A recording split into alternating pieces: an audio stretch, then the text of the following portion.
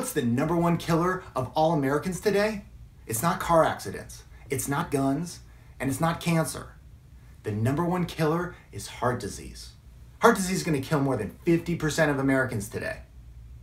Heart disease never was this kind of an issue back in the day. In 1950, for example, we had 500 cardiologists in our country. Fast forward to today, present day, we got over 30,000. So that gives you an idea of how much this problem has grown. Originally, we pointed the problem at saturated fat. We said, you're the problem. You give us obesity, you give us cardiac arrest, you give us all these heart problems.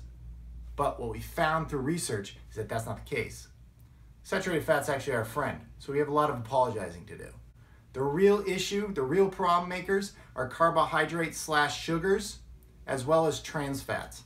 So the things you find on the back of potato chips when you look in the ingredients, the hydrogenated oils, that's an example of a trans fat. The carbohydrates and the sugars, you're going to find pretty much everywhere, even in places you don't expect it. In your packaged foods, in your sugary drinks, in your chocolate bars, wherever. Things that are high in the American diet usually are loaded with sugar. If it tastes really good, chances are it's loaded with sugar. And the problem with that is it leads to weight gain and it leads to risk of heart disease.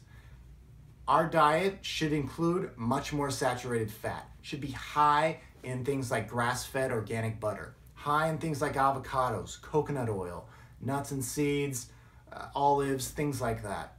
That's a way you can reduce your risk of heart disease very naturally, very simply. Another way you can do that is by exercising. If you get exercise for about 30 minutes a day, every day, it's going to lower your risk of heart disease over 50%, which gives you a really good chance when you compare it to everybody else in our country. I hope you guys found some valuable information here today and join me for some more coming later.